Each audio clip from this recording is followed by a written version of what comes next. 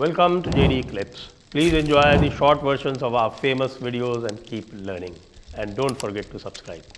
तो अब झारखंड में एक राउंड का चुनाव हो गया और झारखंड में जो पहले राउंड का चुनाव हुआ है उसमें सिंहभूम, लोहरदगा, पलामू, रांची का कुछ क्षेत्र, हजारीबाग का कुछ क्षेत्र, ये सब उसमें शामिल है। 38 सीटें जो हैं इन पर चुनाव हो गया और 38 सीटों पर चुनाव होने के साथ साथ ये भी हो गया कि उसमें से लगभग शायद 21 सीटें ट्राइबल की थी जो टोटल है उसमें से, और अब 4-5 ही बची हैं, यानी अधिकतर जो ट्राइबल क्षेत्र है वो इसमें कवर हो गया।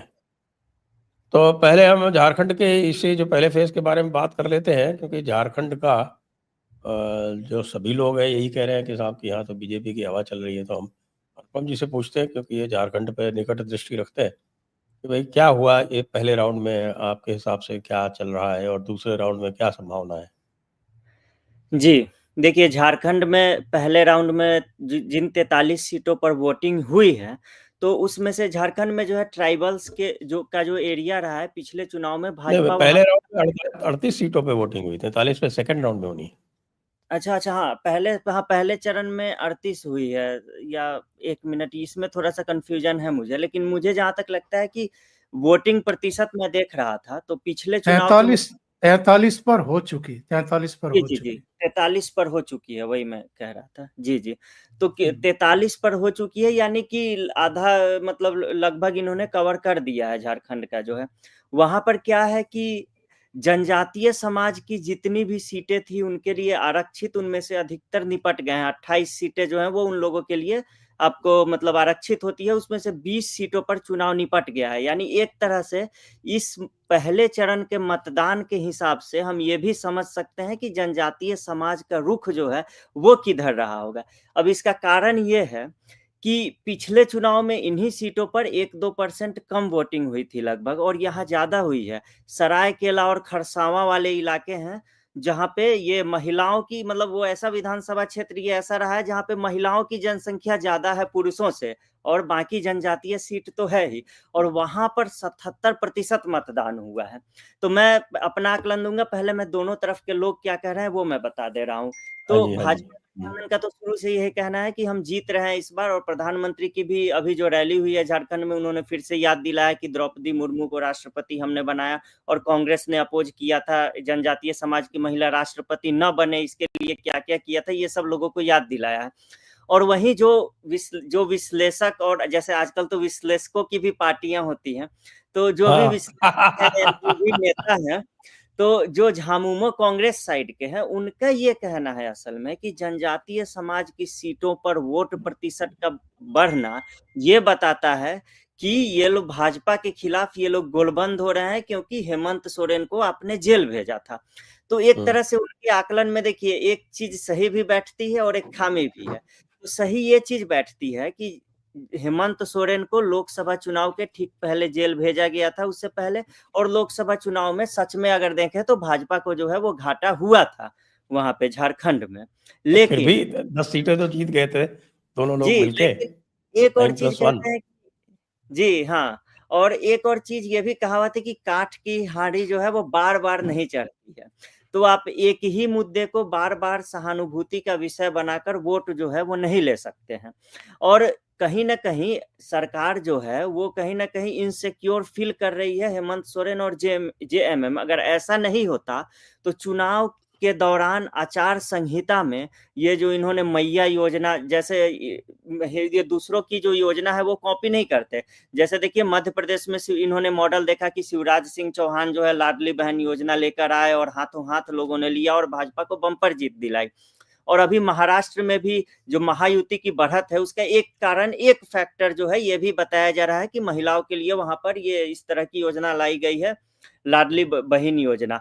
अब हेमंत सोरेन क्या करते हैं, वो भी यहाँ पर मैया योजना लेकर आ जाते हैं और 1,000 रुपए वो जारी कर देते हैं सबको। यहाँ तक वादा भी किया जाता है महिलाओं से कि हम फिर से सत्ता में लौटेंगे तो 2,500 रुपए आपको ये कर देंगे।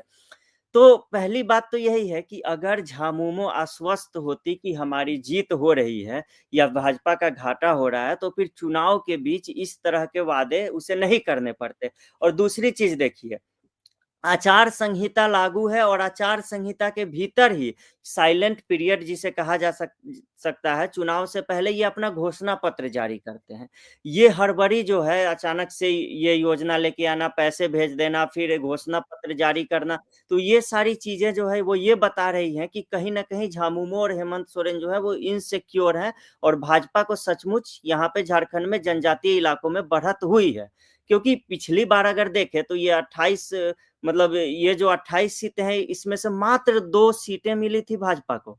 मतलब जनजातीय समाज के लिए आरक्षित सीटों में से 26 भाजपा हार गई थी। एक तरह से भाजपा के खिलाफ लहर थी। तो उसका जो कारण था, उनको झारखंड से बाहर कर दिया गया है। उसका जो भी कारण था। तो वो राजभवन में है अभी। तो इस बार वो फैक्टर भी नहीं है। भाजपा ने उसका एक तरह से समझिए कि समाधान कर लिया है। अब सारा का सारा सवाल जो है इसी ओर उठता है कि ये बम्पर वोटर जो हैं वो किस तरफ जाते हैं। झामुमो कह रही है हमने महिलाओं को योजना दी है और ये महिला बहुल सीटें हैं तो हमारी तरफ आ रही हैं, और भाजपा कह रही है कि अब जनजातीय समाज जो है वो हमारी तरफ है तो ये हमारी तरफ आ रही है। लेकिन इसमें ये भी देखिए, भाजपा ने भी कहीं न कहीं काउंटर करने के लिए ये जो महिलाओं वाला जो फैक्टर है, ये आगे और चुनाव में भुनाया जाएगा।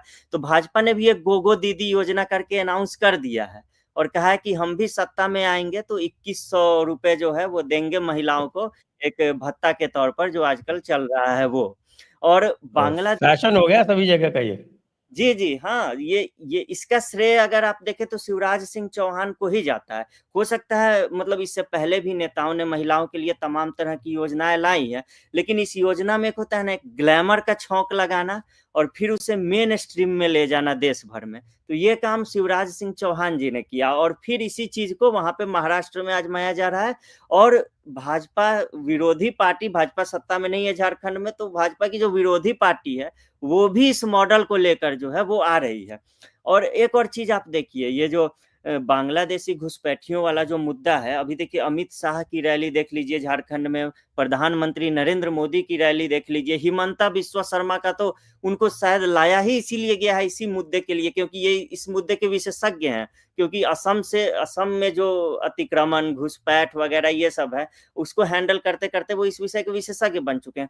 तो भाजपा ने पूरा का पूरा चुनाव जो है वो एक तरह से बांग्लादेशी घुसपैठियों वाले मुद्दे पे सेंट्रिक रख दिया है, क्योंकि रोटी बेटी वाला जो नारा दिया गया था और इधर मतदान चल रहा था और उधर ईडी कार्रवाई करती है और 17 ठिकानों पे पश्चिम बंगाल में और झारखंड में आपको छापेमारी होती है और कई लोग ऐसे पकड़े गए हैं, गिरोह ऐसा पकड़ा गया है जो बांग्लादेशी घुसपैठियों को यहाँ पर लाकर बसाया जा रहा था, उन्हें दस्तावेज दिए जा रहे थे और ये सारी चीजें हो रही थी। और बौखलाहट का अंदाजा आप इसी से लगा लीजिए, ये मुद्दा कितना भारी पड़ रहा है कांग्रेस को, झामुमो को, राजद को, कि गुलाम अहमद मीर जो हैं, जो प्रभारी हैं कांग्रेस के झारखंड में, वो सीधा ऐलान कर देते हैं कि जितने भी घुसपैठिए हैं, चाहे वो हिंदू हो या मुसलमान हो, ऐसा उन्होंने कह दिया। वो कहने को कह दिया, लेकिन घुसपैठिए कौन है ये सबको पता है। उनको 450 रुपए का जो है वो फ्री दिया जाएगा सिलेंडर। तो सोचिए, अगर आगे रहती झामुमो, अगर कांग्रेस को जो इंटरनल सर्वे होते हैं, जो ग्राउंड से रिपोर्ट्स कार्यकर्ताओं के मिलते हैं, उसमें जरा सा भी उन्हें अगर पता होता, भान होता कि हम आगे चल रहे हैं, तो फिर इस तरह के बौखलाहट में इस तरह की बातें क्यों करते फिर? क्योंकि महाराष्ट्र में यही चीज़ तो आपको भारी पड़ रही है ना, एक पत्र जो है वो भारी पड़ रहा है महाराष्ट्र में आपको, और यहाँ पर तो कांग्रेस का प्रभारी जो है उसने ही ऐलान कर दिया है कि हम घुसपैठियों को मुफ्त में सब कुछ देंगे। तो मेरे हिसाब से एक तो जनजातीय समाज वाला फैक्टर है जो पहले चरण में सर चढ़ के बोला है, दूसरा जो है बांग्लादेशी घुसपैठिया वाला ले लीजिए, और तीसरा जो है महिलाएं किस तरफ जाती हैं, ये देखने वाली बात है। इन तीनों पर ही जो सारा निर्णय है वो होगा। जी, आकलन क्या है आपका? मेरा तो अभी यही आकलन है कि भाजपा पहले भी बढ़त में थी और अभी भी बढ़त में ही है, जो 43 सीटें हैं उनमें। और क्योंकि आगे जो अगर इसमें कुछ कमी बेसी रहती भी है, तो आगे दूसरे चरण में जो सीटें आने वाली है, तो वहाँ पे एनडीए बहुत अच्छे तरीके से मतलब बढ़त और में है। आगे तो जो उनका जो क्षेत्र है, उनके जो स्ट्रॉन्ग होल्ड्स हैं वो आएंगे। खाली जंगल महल की 8 सीटें बची हैं जो जनजातीय जी, हैं, और जंगल महल में ही ये घुसपैठियों वाला मामला जो है वो ज्यादा जोर पकड़े हुए है।